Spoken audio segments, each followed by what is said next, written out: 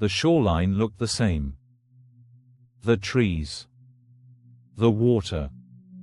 The thin strip of sand where we had first stepped onto this island with families behind us and hope in our chests. But when I reached the settlement, there was nothing. The houses were gone. The fort was dismantled, as if someone had taken it apart carefully, piece by piece, rather than fleeing in panic. There were no signs of violence. No graves. No bodies. 115 people, men, women, and children, had vanished. The only thing they left behind was a word carved into wood. CROATOAN. I had told them to carve a cross if they were in danger. There was no cross. Which meant whatever happened here, they chose it. And if they chose it, then the real story isn't the moment they disappeared. The real story is everything that forced him to. Because Roanoke didn't become a mystery by accident. It became a mystery the moment England decided it needed a colony, fast, and was willing to gamble lives to get one. By the late 1500s, England was falling behind. Spain had already carved an empire into the Americas. Gold and silver were pouring back into Europe, funding armies and navies, power made visible in stone and steel. France was building footholds to the north, pushing influence down through waterways and trade routes that England barely understood. England, by comparison, had almost nothing in the New World that could be called permanent. This wasn't just pride. It was economic. It was military. And it was existential. If England didn't establish a base across the Atlantic, it risked being locked out of the future, shut out of trade, territory, and power before the century even turned. So the Crown and its backers began looking for a place to plant a flag. Not a temporary raid. Not a single expedition. A true colony. Something that could eventually become a pipeline, ships going out with people and supplies, ships coming back with resources, information, and influence. And in that rush to compete, England made a choice that would echo for centuries: Roanoke Island. On a map, Roanoke looked promising. It sat just off the coast of what is now North Carolina, separated from the mainland by shallow waters and narrow sounds. That separation looked like protection. An attacker would have to navigate unfamiliar inlets. A garrison could defend a narrow approach. Ships could anchor nearby. And there was another reason the island appealed to England's planners, one that sounds practical, but becomes deadly when you rely on it too much. Roanoke wasn't far. Not close in the way people imagine today, but close enough to feel reachable. Close enough to believe, falsely, that help could arrive if things went wrong. But Roanoke's advantages were deceptive. The soil was poor and difficult to farm. Freshwater sources were unreliable. Storms could isolate the island for days. And resupplying a colony from England would always take months, months in which people still needed to eat. Roanoke wasn't chosen because it was sustainable. It was chosen because it was fast. And because speed mattered more than stability. The first English attempt arrived in 1585. This wasn't a settlement meant to grow into a town. It was essentially a military outpost, mostly men, limited supplies, little capacity to feed itself long-term, and no families to anchor it. From the beginning, it struggled. Food shortages hit quickly. Leadership fractured. And relationships with nearby indigenous groups deteriorated as misunderstandings and pressure turned into hostility. Whatever optimism England had brought across the Atlantic, Roanoke stripped it away. Within a year, the colony was abandoned. The survivors returned to England with warnings, clear, practical warnings. This place is unstable. This place is hard to supply. This place may not work. That should have been the end. But England did not have the luxury of patience.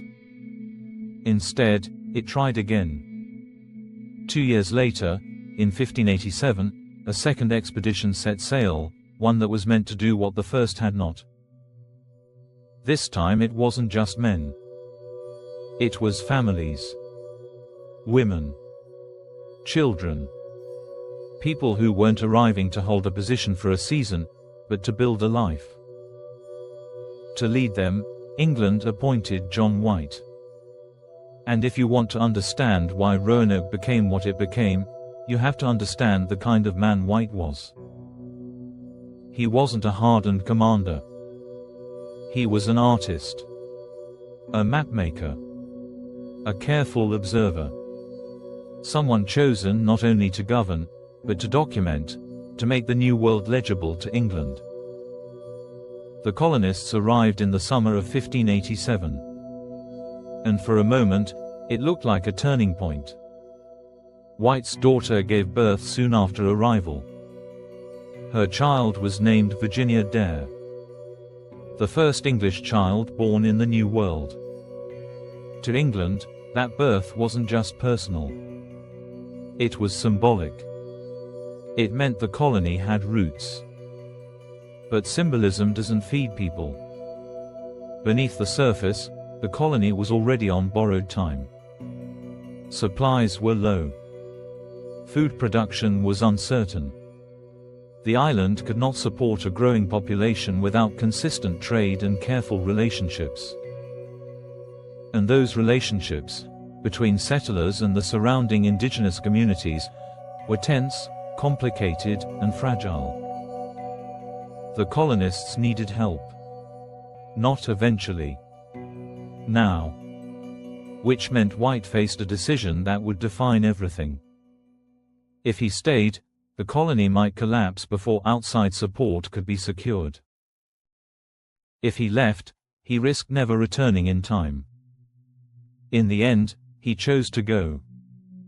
The plan was simple. White would return to England. He would gather supplies. He would recruit reinforcements. And he would come back as quickly as possible.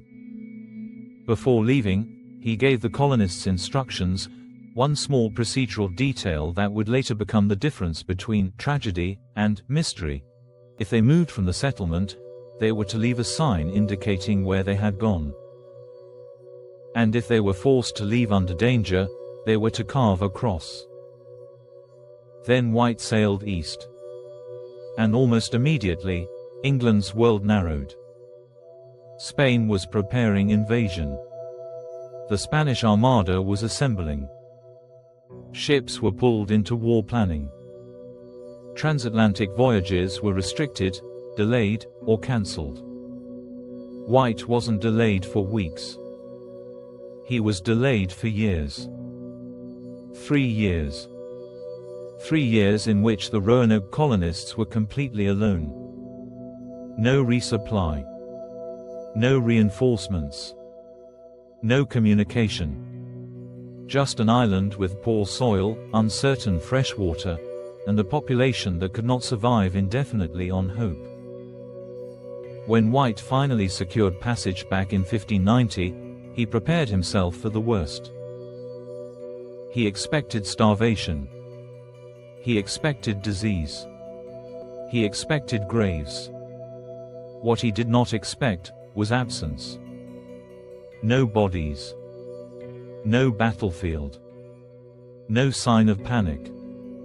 Just silence. And a single word, carved where a warning should have been. CROATOAN. We're going to slow down at the moment of discovery, what White actually found, what was missing, and what that one word could mean, before the theories even begin. John White did not find the colony all at once. He approached it cautiously, expecting to see signs before he reached the center of the settlement, smoke, movement, sound. There was nothing. The area where the houses had stood was cleared. Not burned.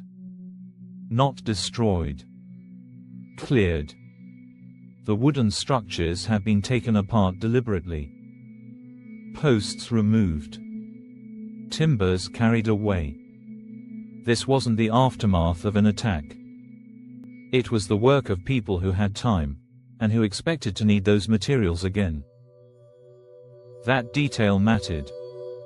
If the colonists had fled in panic, the buildings would have been left standing. If they had been attacked, they would have been damaged or destroyed. Instead, Roanoke looked dismantled. As White continued searching, he looked for what he expected to find first. Graves. A settlement of over 100 people, isolated for 3 years, should have left evidence of death.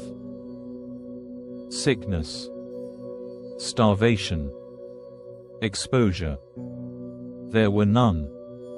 No burial sites. No scattered remains. No mass graves. That absence was unsettling. But it was not the most disturbing thing. The colonists had taken their belongings. Weapons were gone.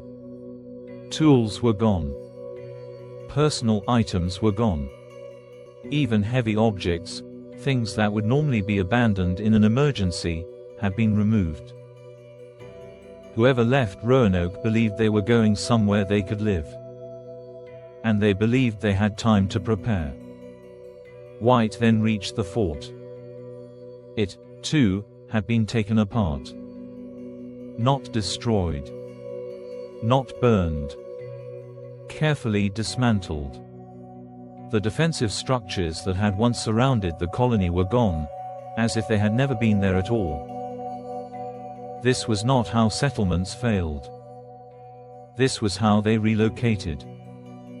And yet, there was no record of where they had gone. Until White noticed the carving. The word was etched into a wooden post. CROATOAN. It wasn't hidden. It wasn't hurried. It was deliberate. White immediately understood the word's significance. CROATOAN was not a random name. It referred to a nearby island to the south. It was also the name of a local indigenous group, one that had previously been friendly to the English settlers. The carving seemed to answer the most urgent question. Where did they go? But it raised several others. If the colonists had relocated to CROATOAN Island, why wasn't there more information? Why leave only a single word? And more importantly, why was there no cross? Before White had left for England, he had given explicit instructions. If the colonists were forced to abandon the settlement under danger, they were to carve a cross alongside any message. There was no cross. Which meant, by White's own system, the move had not been made under immediate threat. That detail ruled out certain explanations, but not all of them. White searched the surrounding area for additional signs. He found the letters Crow carved into a nearby tree, as if someone had started to repeat the message but stopped. Whether that was intentional or unfinished, no one knows. What mattered was what never appeared. There was no letter. No journal. No explanation. John White was not just the colony's governor. He was its record keeper. If there had been time to write, he expected someone would have. But the silence remained total. White intended to travel south to CROATOAN Island immediately. If the colonists were there, they could be found. But once again, events intervened. A storm hit the coast. Winds drove the ships off course. Anchors were lost. Supplies were damaged. The vessels were in no condition to attempt another landing. Reluctantly, White made the decision to return to England. He believed he would come back again. He never did. John White would die without knowing what happened to his family, or to the colony he had led. And Roanoke would slip from failed settlement into historical anomaly. Because what White found defied the categories people expected. It did not look like a massacre. It did not look like a famine. It did not look like a collapse. It looked intentional, organized, planned, which created a problem. If the colonists left willingly, why did no trace of them ever appear again? No confirmed settlements. No clear records. No descendants that could be definitively identified.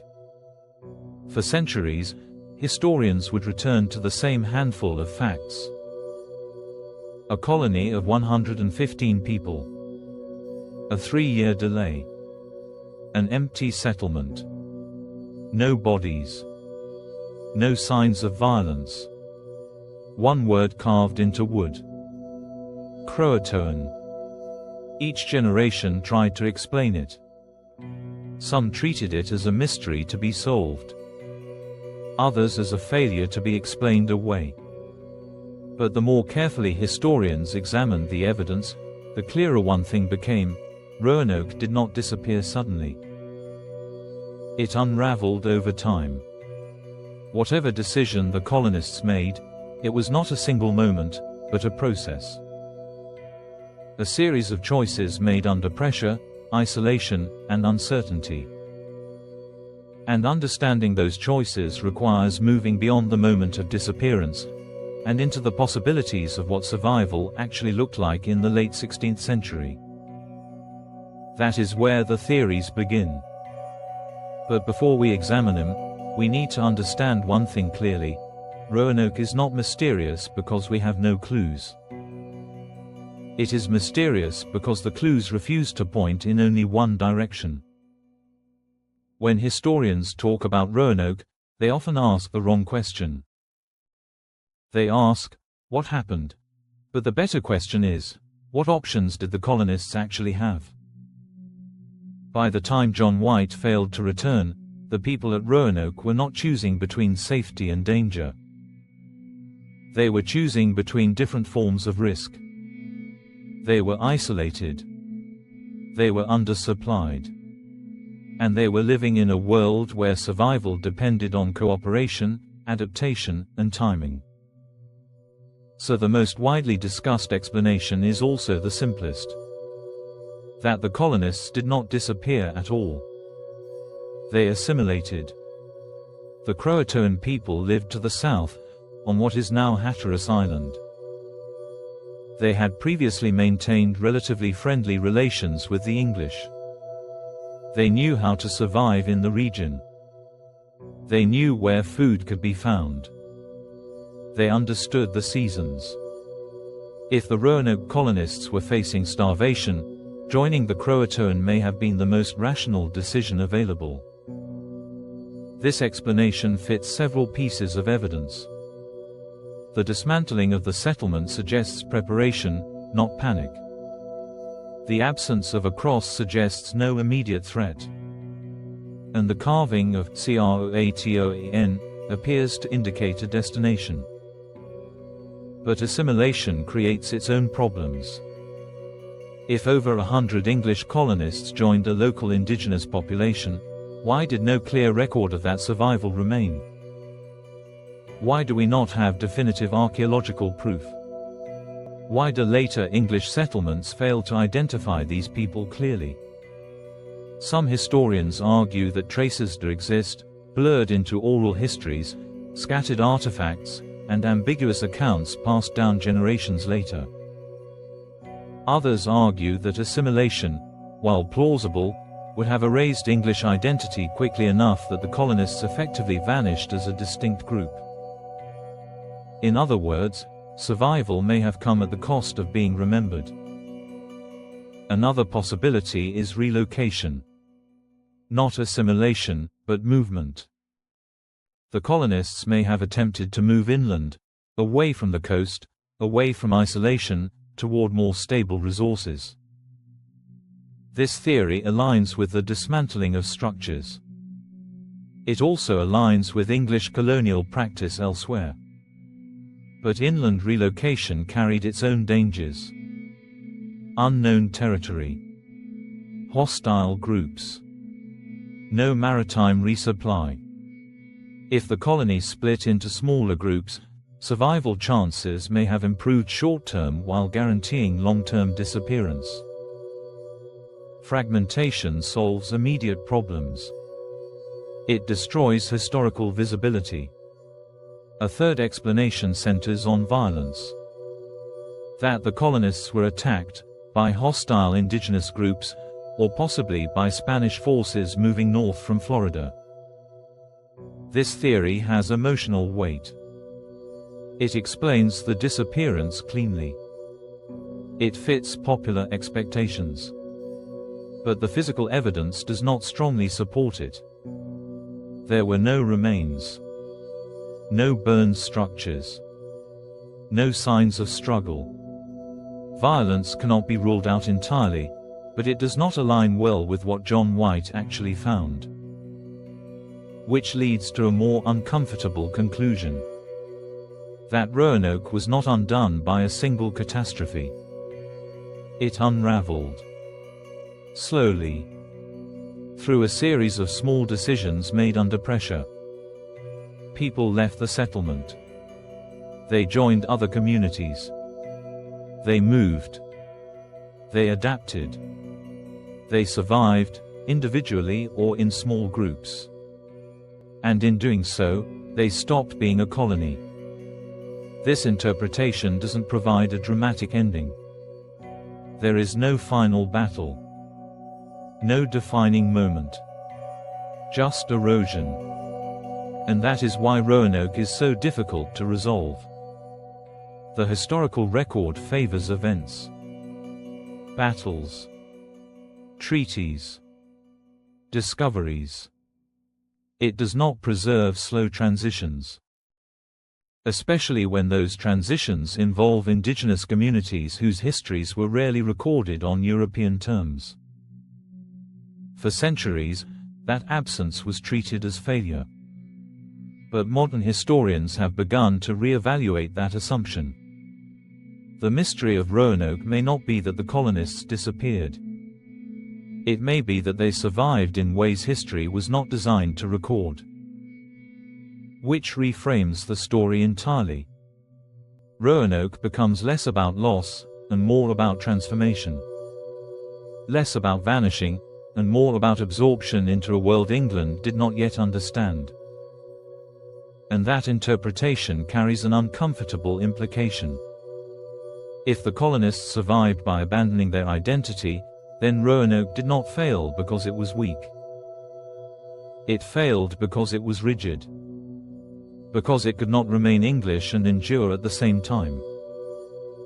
The word CROATOAN was not a cry for help. It was not a warning. It was not a riddle. It was a direction. And possibly, a decision. America's first English colony did not fall in battle. It did not collapse overnight. It faded. And in doing so, it became something far more unsettling than a tragedy. It became a reminder that survival does not always look like victory, and that history does not always remember those who adapt best. Sometimes, it only remembers those who disappear.